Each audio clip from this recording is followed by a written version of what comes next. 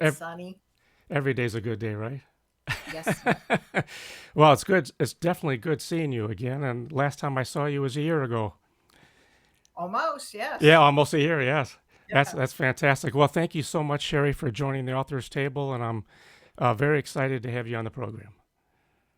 Thank you. I can't believe I'm here. Well, you are, and I'm proud of you. Thank you. You're welcome. All right, Sherry, in one word, describe yourself.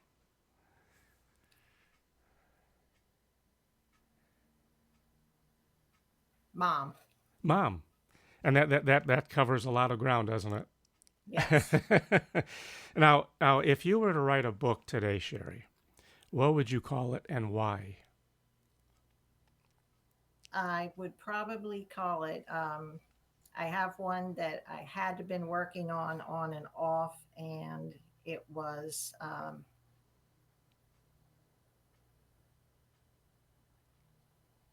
I can't even remember the title now. It's been so long. Sorry. Oh, that's okay. Okay.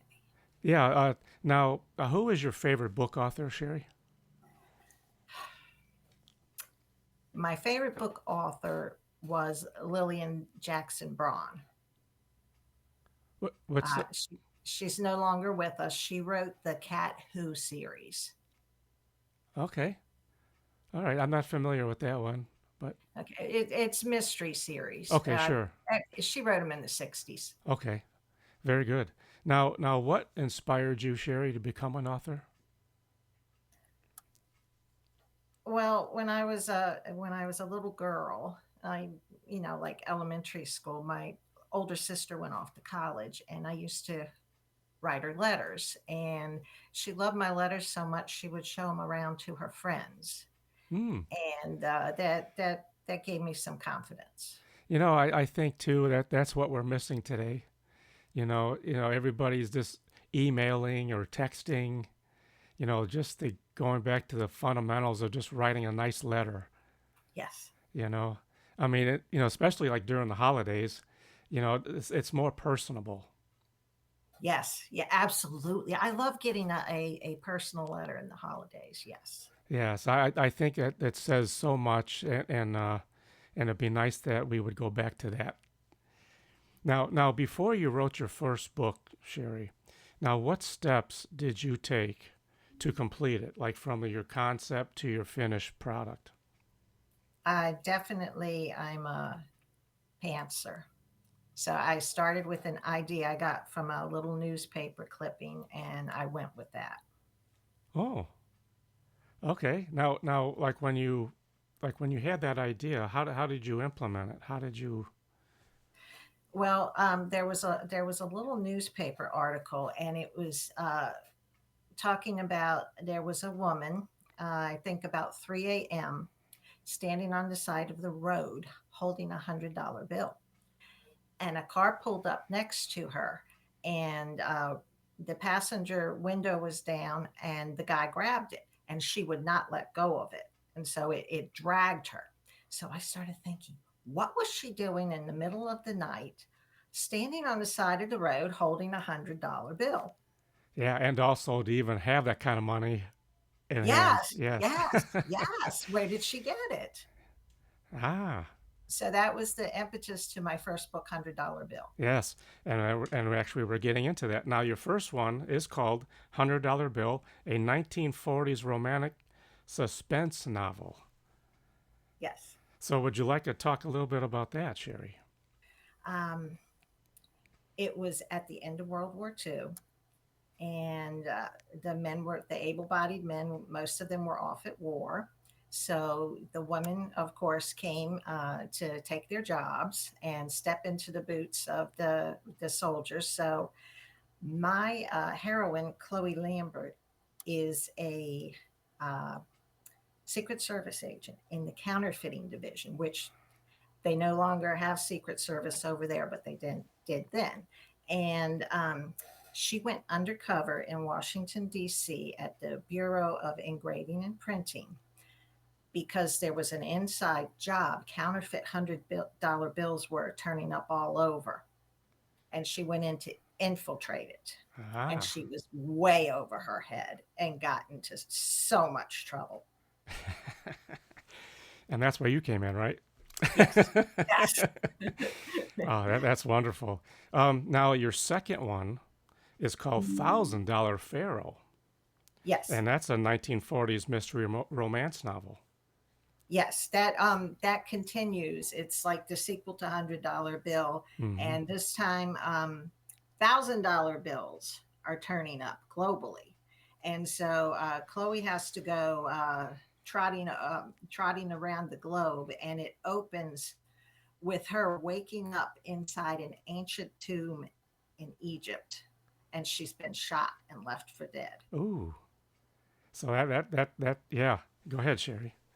Yeah, and so she has to find who they're calling, codenamed the $1,000 Pharaoh, the head of everything. So she Ah, has to suss that person out. that yeah that can lead to all kinds of stuff. Yes, and in both books, Eleanor Roosevelt uh, is also sleuthing along in her own way, and it's all tied together. Now, do you? The Yeah, go ahead. the My other favorite author was Elliot Roosevelt, Eleanor's son. He wrote a mystery series, and I just loved him. I would check everyone out from the library, and then I realized when I found out he had passed away, it's like there's not going to be any more Eleanor Roosevelt mysteries. So I had to write one. Yeah, actually, that was sort of like an inspiration, wasn't it? Yes, yes, yes. Yeah. Now, I now wasn't Eleanor sort of really involved in that? I mean, she was very intelligent woman to Oh begin yes, with, and yes. I think she was very. I mean, if you read anything about her, she was very, you know, involved in a lot of different things, though. Oh yeah, she was very much civil rights, and she Yes. was very strong, and she influenced her husband, the president, Franklin Delano Roosevelt, in a lot of his policy decisions. Yes, that's correct. As, you know, yeah, right. Especially when he was ill. Yes, yes.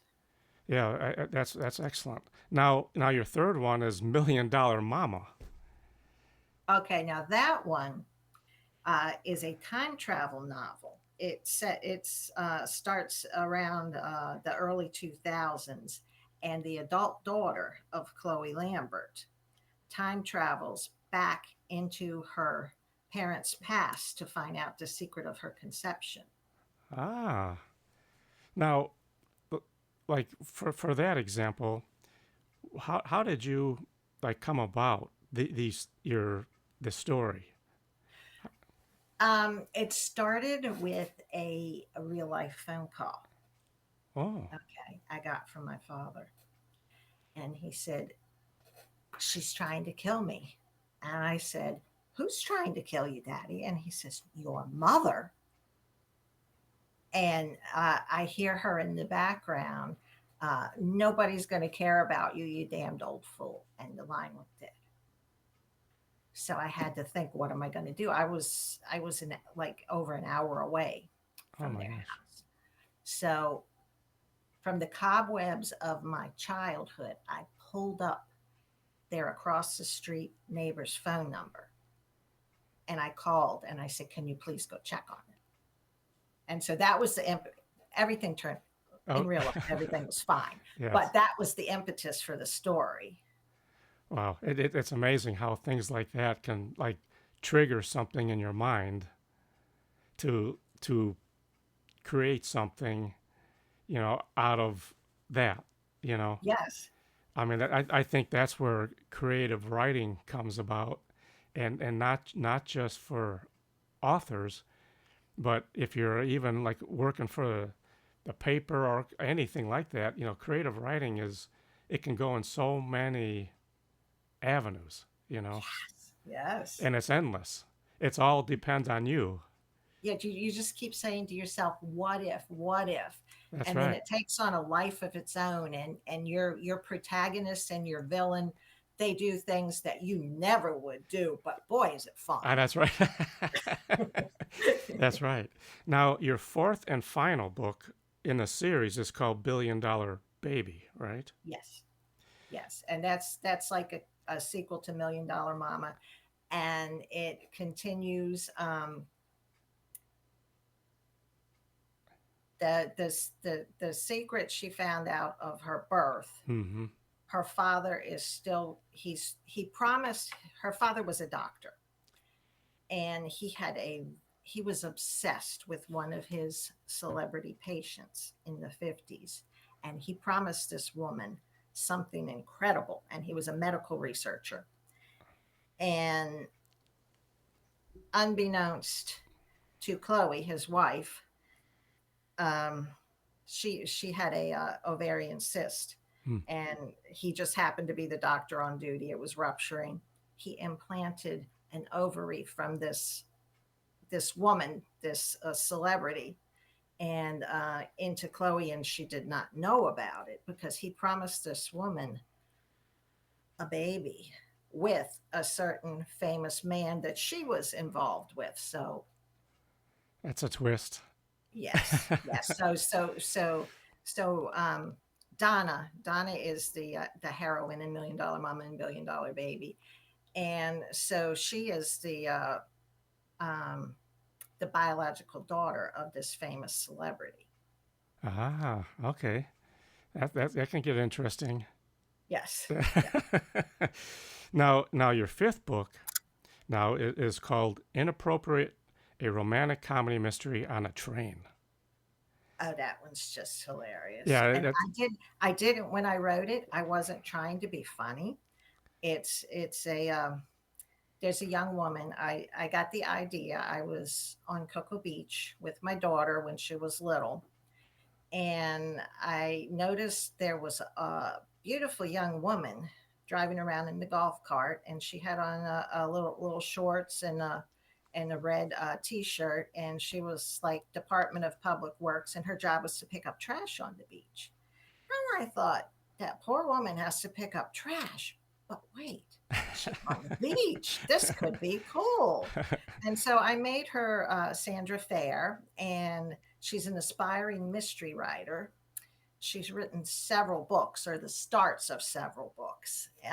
She doesn't really finish, but in real life, she keeps stumbling upon dead bodies, and she hates that because, well, it's unpleasant, but it forces her to interact with the homicide detective, ah. whom is the most inappropriate man in the world for her. And he is so angry at her because of what she did during the hurricane. Ah, okay. So Okay. there's a little like a conflict there. Yes, yes. And the writers group is traveling cross country on a train because um, the president of the writers group, her husband is a very popular televangelist. So he's got the Crusade of Peace, and he's got his Christians on the train, and they're commingled with the mystery writers. And Sandra's overbearing mother has tagged along. Her brother's the conductor, and there's a serial killer on the train. It, And it you wouldn't think it, but it's hilarious, and it's more cozy. It's There's nothing gory, and I just love it. And people from all walks of life, it surprised me even with some of my mhm. critique partners. They were laughing and rolling around. That's wonderful. Now it sort of reminds me of the Agatha Christie, the murder on the Orient Murder on the Express. Orient Express. Yeah, it's been compared to that. Some of the reviews, yes, But I think that's yours has a nice twist though, because it's not the same, but it has its own flair of comedy, mystery, yes. suspense. That's nice. Now, like when you wrote your first book, what did you have or what was like the pros and cons of coming up with that, and like the illustrations, the layout, how did that all come about, and was it easy for you at all? Well, I had joined the Romance Writers of America. Oh.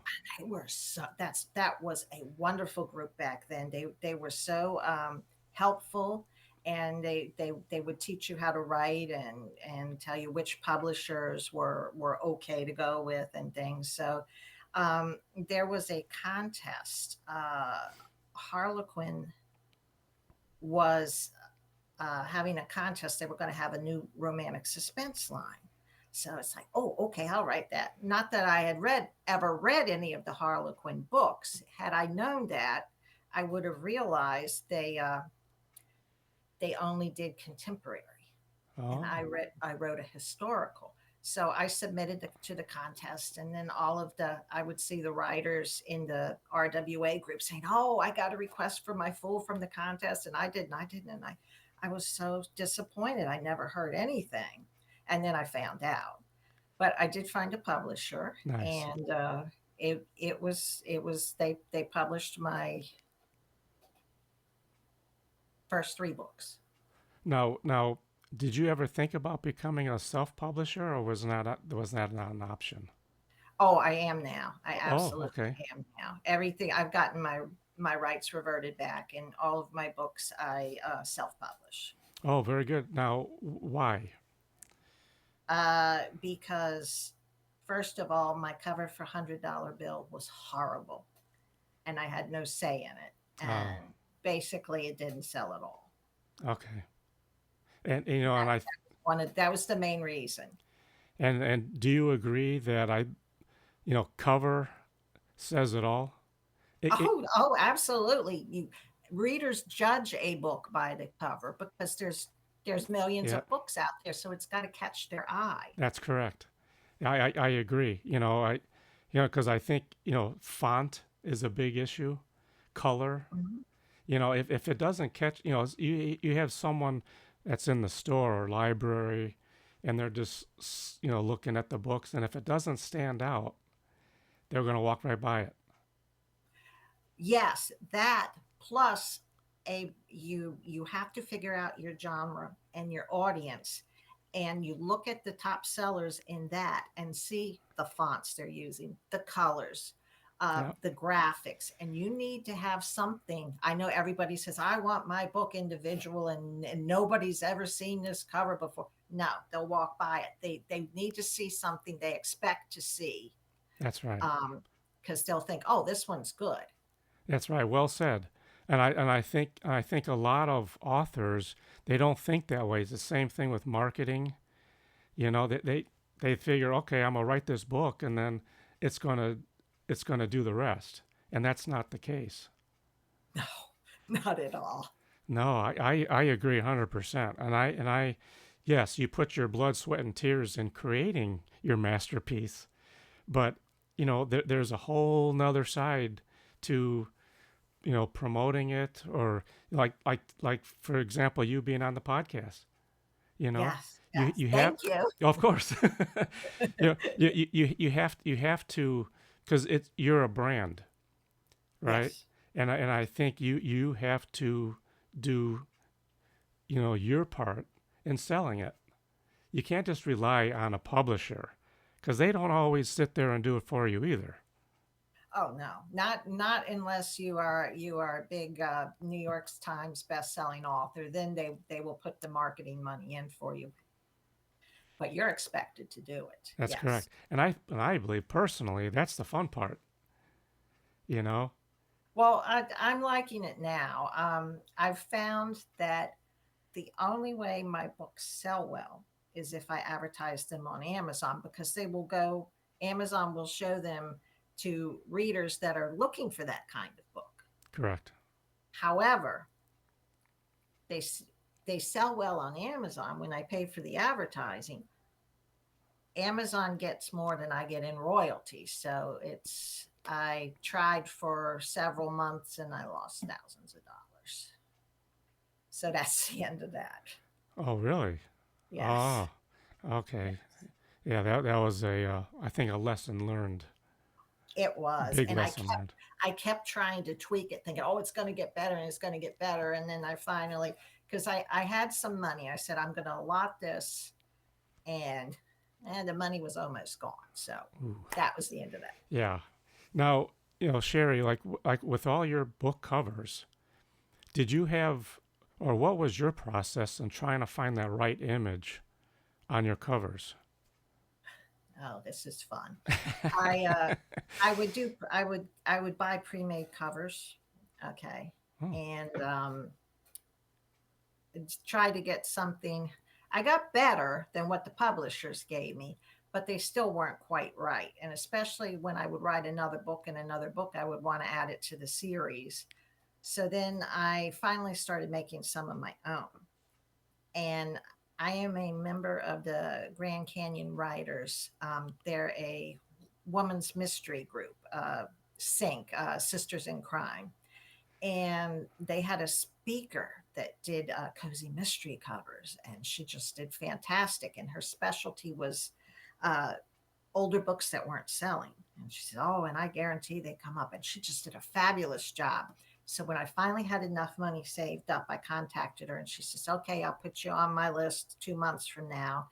So I paid her the deposit. 2 months from now, I get an email from her and she says, "Sherry, I'm sorry, your books don't scream cozy mystery to me. So I'm not going to take this project and I've refunded your deposit." I was so disappointed. oh my gosh. Yeah. Oh, now, that's okay. Yeah, that's just weird. That you know, Yes. that's too bad. Now, but like when you were writing your book though, or your books, did you already have like an idea of what your covers and that should look like? Or No, I okay, never thought about that. was that sort of like the last of it? Like Yes. okay, Yes. okay.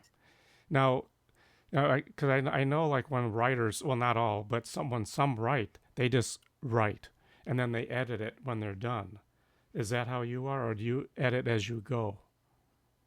I try to, as I, when I finish my words for the day, I'll go back in and I'll do the typos and Okay. the formatting. And but I won't edit it, and then I'll reread it when I pick up again a little bit and add on to it. But I try to just keep going, and Yes. even when there's some kind of a twist and that part I just wrote's not going to work, I keep going, and then I can cut and paste and maybe put it in somewhere else. Yeah, because I find that too. Is like you could be in a groove and you can be riding up a storm, then you take a break and come back and you look at it and it's like, no, it's like you have a different mindset all of a sudden, you know? Yeah, and sometimes I'll get done writing and I think, "Oh, that was just horrible," and then when I go back and reread it, it's like, "That's brilliant."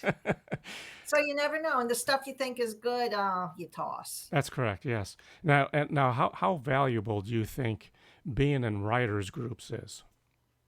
Um, it was wonderful at the time, but two things happened. Um, I was in a local in-person critique group, and I enjoyed them very much, and I enjoyed helping them. But I didn't take many of their suggestions. They were unpublished writers. I was a published writer, Okay. and they were unaged at the time because no, that's I understand this. You're trying to help me.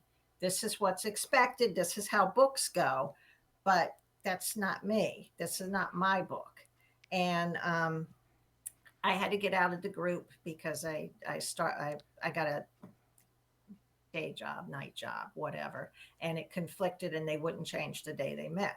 Hmm. So then I ended up, when I finished that job, I it was at a local Virginia romance writers meeting, and I walked up to one of the critique group members, and she was the president of that organization then, and I was all excited, and I was going to take all of their suggestions this time, and I wanted to get back in the group, and I was so excited, and I was going to see what a difference that would make. And she said, "Absolutely not." I said, "What?" She says, "No, we're not letting you back in because you don't take our advice." And that just devastated me. And I stopped writing. Hmm. And that was like 2011. And I have tried many times to write again, and I haven't been able to. The other Hmm. thing that happened, RWA, Romance Writers of America, was a great group. They imploded um, with DEI, and I understood what was going on, and I understood what was happening, and I thought, well, they'll work through it, and they'll regroup, and it'll be fine. I moved from Virginia to Florida in 2020, and I knew that there were a lot of local RWA chapters. I thought, oh boy, I'll join them. And they had disbanded. Oh. They never regrouped after what had happened. So I ended up in Sync, the Mystery Writers group, and they're wonderful. Now, have you? Yeah. I haven't been writing, so I haven't gone to any meetings in a long time. Have you ever thought about starting your own? No, I guess not really. Yeah, You because know, sometimes it's it's like a job interview. You can go to hundreds of them, and they say, "I'm sorry, but no."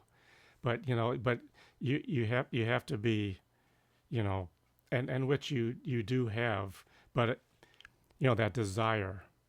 You just have to overcome because there's going to be people saying no, yes, and but I think though if you can start your own, on my screen, Brad. yeah, you're There okay. you are. Yeah, yeah. Okay. If you start your own, because it's like, well, okay, well, if you don't like me, well, then guess what? I'll start my own, and and then you can start small, and you never know. You just don't know. You only fail if you don't try. Very true. Yes. And I think too for you, yeah. I mean, you could I think easily do it. And yeah, yes, it is disappointing when you're trying to get in groups and then try to expand your horizons, and they just like whatever. It's like, okay, well, yeah, it is harding. It's sad that they're that way, but we're all out there to have fun and to learn from each other and expand our horizons. But there's the reason for everything. Yes. Yes. I am very attuned to that. Yes, I agree.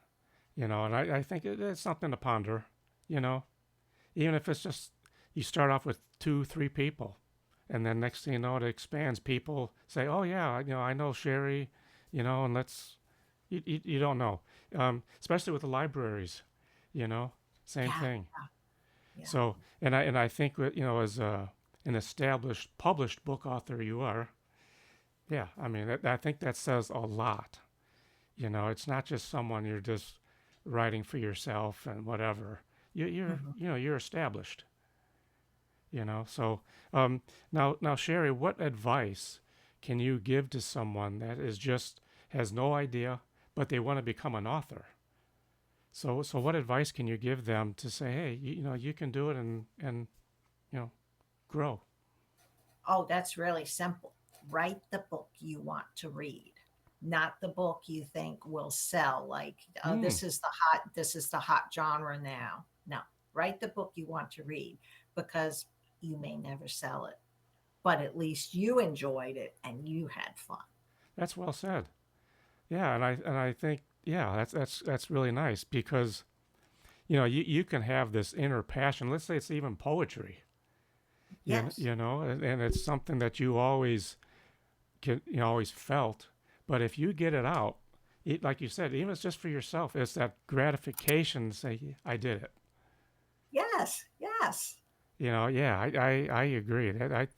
I've had other authors that done that same thing, but you you have to do it, Yeah. and it's Yes.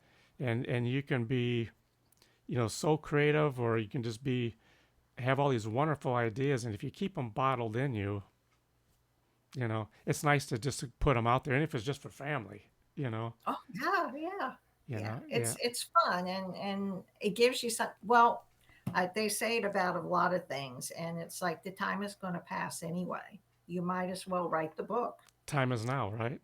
Yes, yes.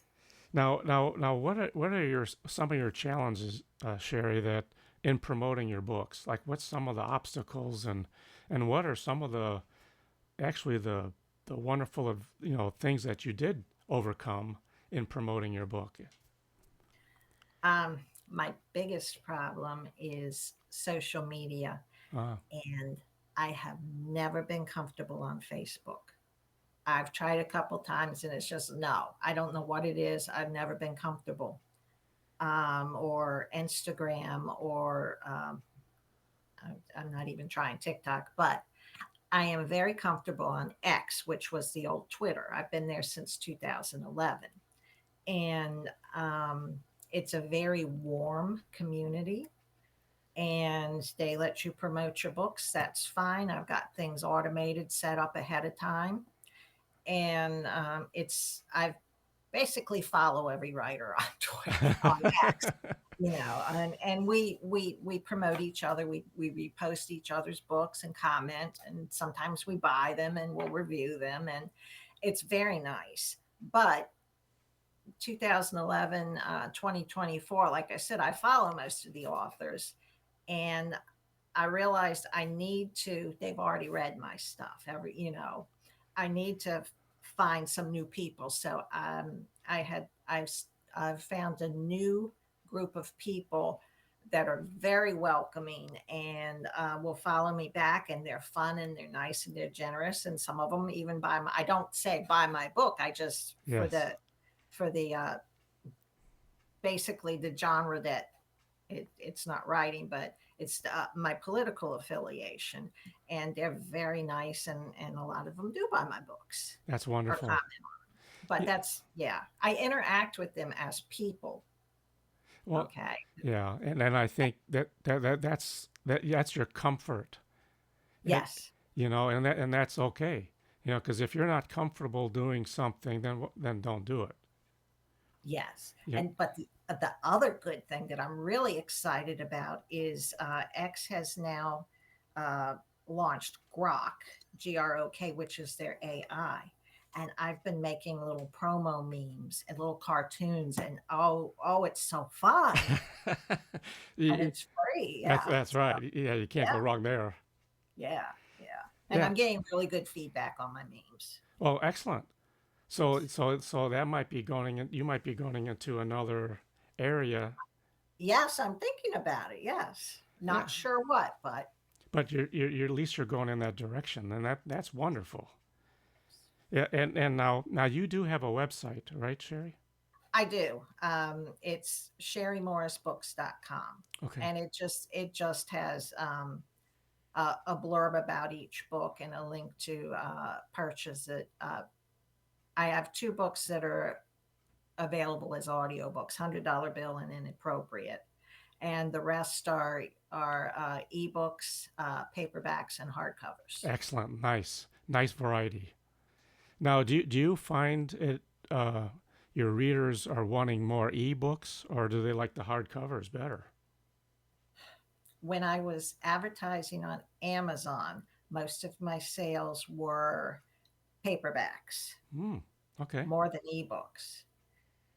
When I advertise on X, most of my sales are ebooks and a lot of the Kindle Unlimited program, Okay. Now, and yeah, yeah. Go ahead, Sherry. I'm sorry. once in a while an audiobook. Now, was it difficult to create ebooks? Um, no, there's a learning curve, and if you need help, you can get help. Okay. Yeah. Yeah. Now the audio part. How did you do that? I did that through Audible, which Okay. is Amazon owns that, and you go ahead and you ask for auditions. You say, "This is my genre. This is the kind of voice I want." And this is how much I'm willing to pay, or I can't pay you anything, but you can get, I'll split the profit with you 50-50. And so that's what I did.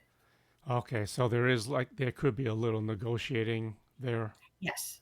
Okay. Yes. But if I do another audiobook, I'm not going to do that. I'm going to go ahead and pay them outright, because if I want to change the book, I can't do it. Ah. or if I say, oh no, I want to take that book down because I want to completely rewrite, I can't do it because I'm obligated, I think, for 5 years with the other person. Now I could contact them, but they Right. put in all that money and they've hardly received any royalties, and I feel really bad. Oh, well, well, yeah, especially if put out X amount of dollars, it can, yeah, especially Yeah. when you got another person involved. So, um, now when is your next event, Sherry?